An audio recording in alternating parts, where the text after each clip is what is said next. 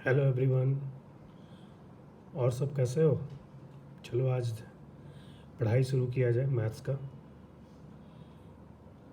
आज हम लोग शुरू करते हैं चैप्टर मैट्रिसेस। अलजेब्रा का पहला चैप्टर है। अलजेब्रा में 2 चैप्टर पढ़ना है क्लास 12th में, एक मैट्रिसेस, दूसरा डिटर्मिनेंट। तो हम लोग आज मैट्रिसेस पहले लेते हैं।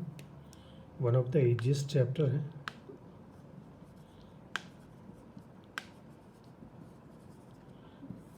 ठीक है,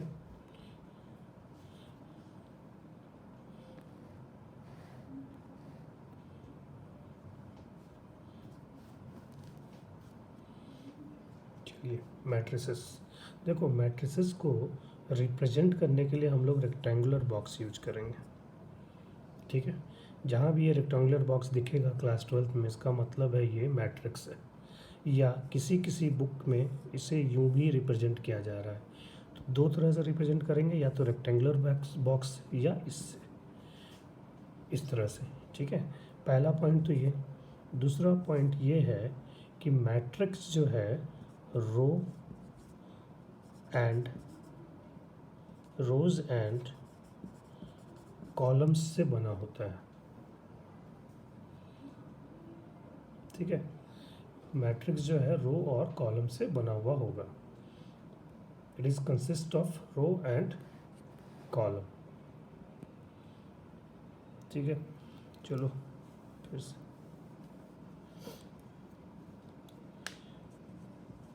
रो एंड कॉलम, ये दूसरा पॉइंट है। तीसरा पॉइंट क्या है? मैट्रिक्स को हम लोग बोलते हैं rectangular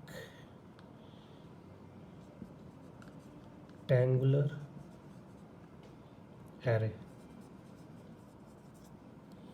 rectangular array of numbers और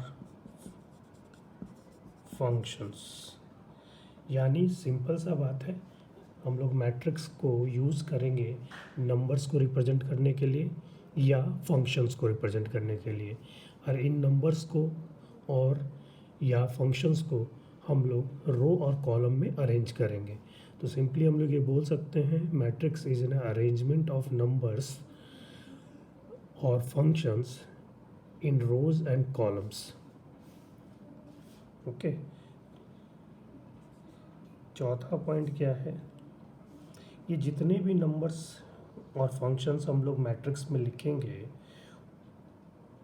उनको हम लोग कहेंगे एलिमेंट्स। यानी दीज नंबर्स और functions which are represented in matrix is known as elements या एंट्रीज। ठीक है, तो ये 4 चीज़ें हमें ध्यान से देखना है। मैट्रिक्स को हम लोग स्क्वायर ब्रैकेट से करेंगे। इसको हम लोग या तो इस तरह भी कर सकते हैं। ये मैट्रिक्स जो है रो और कॉलम से बना हुआ होगा, रो और कॉलम से बना होगा। ये रेक्टेंगुलर एरे है जहाँ पे नंबर और फंक्शन को हम लोग रिप्रेजेंट करते हैं। और ये नंबर्स और फंक्शन जो रिप्रेजेंट होंगे मैट्रिक्स में, उसको हम लोग बोलते हैं एलिमेंट्स या एंट्रीज। ठीक है, चलो आगे चलते हैं 5th पॉइंट पर। 5th पॉइंट पर नेमिंग ऑफ मैट्रिक्स।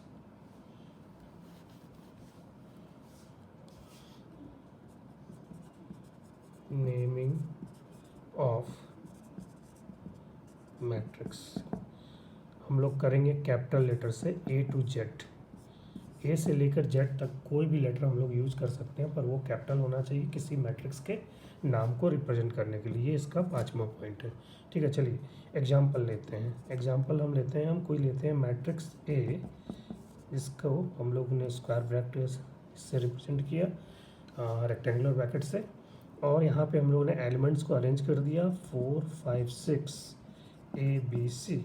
अब देखिए naming of the matrix is a, इसको हम लोग बोलेंगे मैट्रिक्स ए। अब देखो यहाँ पर एलिमेंट्स 4 5 6 ए बी सी किस में रिप्रेजेंट, कहाँ पे अरेंज किया गया है, रो में। दिस इज रो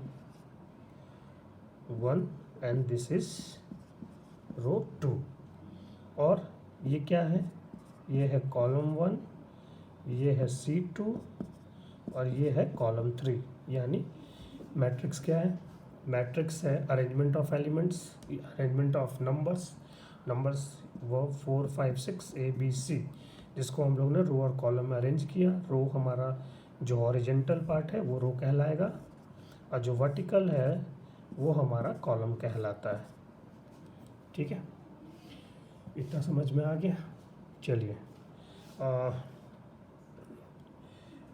अब आगे बढ़ते हैं और 6 पॉइंट लेते हैं। जो हमें जानना है वो है ऑर्डर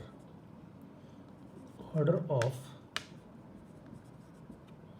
मैट्रिक्स।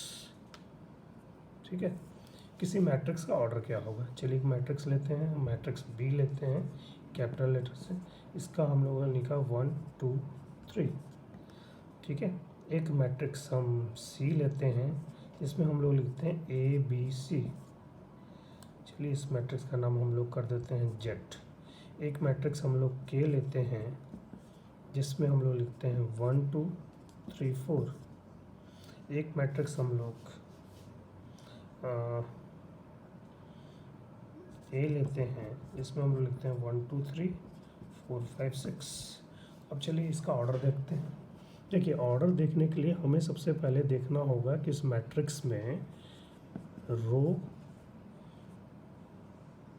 और कॉलम कितना है, रो और कॉलम कितना है। ठीक है, तो सबसे पहले हम लोग देखें कि इस मैट्रिक्स में टोटल नंबर ऑफ रोज कितना है। इसमें एक ही रो है, रो 1, बट कॉलम देखने जाइएगा तो यहाँ कॉलम 3 है, C1 C2 और C3। ठीक है, तो इस मैट्रिक्स का जब ऑर्डर हम लोग लिखेंगे तो ऑर्डर हम लोग लिखते हैं यूँ, रो इनटू कॉलम। ठीक है, तो ये इक्वल टू कितना हो जाएगा, यहाँ पे रो कितना है 1 और कॉलम कितना है 3। ठीक है, तो इस मैट्रिक्स का ऑर्डर हो गया 1 इंटू 3। अब इस वाले मैट्रिक्स में देखिए, इसमें रो कितना है, यहाँ देखिए रो ये 1 R1, यहाँ पे ये रो 2, यहाँ पे ये रो 3। ठीक है, पर कॉलम यहाँ पर एक ही है, यानी यहाँ पे रो जो हो गया वो तुम्हारा यहाँ पे जो ऑर्डर हो गया, यहाँ ऑर्डर जो हो गया वो हो गया 3। पहले रो लिखेंगे तब हम लोग उसके बाद कॉलम लिखेंगे, कॉलम 1। जब भी ऑर्डर लिखना होगा मैट्रिक्स का तो हम लोग पहले रो लिखेंगे तब कॉलम लिखेंगे। और एक चीज़ और ध्यान देना है, जो रो इनटू कॉलम हम जो लिख रहे हैं ऑर्डर में, उसको मल्टीप्लाई नहीं करना है, उसको बस ऐसे का ऐसा ही लिखना है। ठीक है, अगर किसी ने पहले कॉलम लिख दिया फिर रो लिखा तो वो गलत होगा, that is in a wrong answer. ये मैट्रिक्स का एक रूल है कि first you have to take the row and then column to write the order. चलें इसमें देखते हैं, यहाँ पर क्या है इस मैट्रिक्स के में, इसमें रो 1 है, रो 2 है और कॉलम C1 और C2, यानी 2 रो है और 2 कॉलम है, तो ऑर्डर क्या हो गया 2 इंटू 2। यहाँ पर देख लीजिए, यहाँ पर रो कितना है, रो 1 है, रो 2 है और कॉलम कितना है C1 C2 और C3। तो ऑर्डर क्या हो गया, यहाँ पे पहले रो लिखेंगे, 2 रो है और फिर कॉलम लिखेंगे 3। ठीक है, तो ऑर्डर लिखने के लिए हमारे पास हम लोगों ने सीखा कि ऑर्डर होता है रो इनटू कॉलम। अगर हमने पहले रो लिखना है फिर कॉलम लिखना है तो हम लोग क्या करेंगे, अगर कोई मैट्रिक्स दिया हुआ है तो उसके रो को काउंट कर लेंगे, फिर लिख देंगे, फिर मल्टीप्लाई का साइन देंगे, फिर कॉलम को काउंट कर लेंगे, उसको लिख देंगे। ठीक है, चलिए आगे चलते हैं।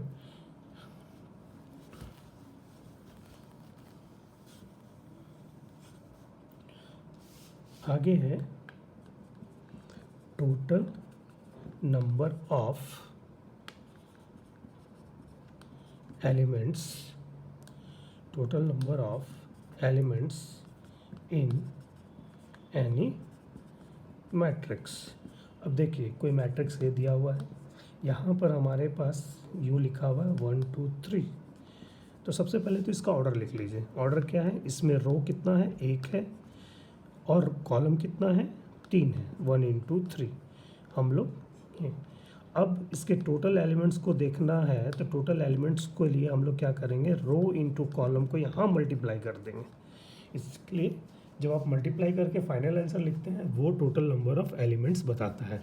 इसी के लिए ऑर्डर में कभी मल्टीप्लाई नहीं करना है, टोटल नंबर ऑफ एलिमेंट्स निकालने के लिए मल्टीप्लाई करना है। ये हो गया टोटल एलिमेंट्स, ठीक है। अब हम लोग मैट्रिक्स बी लिखते हैं। मैट्रिक्स बी में अगर हम लिखते हैं 1 2 3 4, अब साइड में इसका ऑर्डर लिख लेते हैं। इसमें कितना रो, रो 1, रो 2, यहाँ पे 2 पहले रो लिखा, कॉलम कितना 1 और ये 2, ठीक है, इंटू 2, ये हमारा ऑर्डर हो गया। अब एलिमेंट्स कितना हो गया, टोटल एलिमेंट्स हो गया 2 into 2 यानी 4। चलिए एक और एग्जांपल लेते हैं, मैट्रिक्स जेड लेते हैं, जहाँ पे हम लोग लिखते हैं 1 2 3 4 5 6 7 8। यहाँ पे टोटल रो कितना, रो 1, रो 2, यहाँ पे हो गया 2 इंटू कॉलम कितना 1 2 3 4, 2 into 4। अब हमारा टोटल एलिमेंट्स कितना, टोटल एलिमेंट्स हो गया 2 into 4 यानी 8, ठीक है। इतना आप लोगों ने समझा, तो समझ में ये चीज़ पूरा ध्यान दीजिएगा। ऑर्डर लिखते वक्त हम लोग को पहले रो इनटू कॉलम लिखना है, पहले रो लिखेंगे फिर कॉलम, बीच में मल्टीप्लाई का साइन, और उसको मल्टीप्लाई नहीं करना है। जब हम लोग को टोटल एलिमेंट्स निकालना है तब हम लोग जो ऑर्डर है उसको मल्टीप्लाई कर देंगे तो हमारा टोटल एलिमेंट्स आ जाएगा, ठीक है। चलिए, थैंक यू।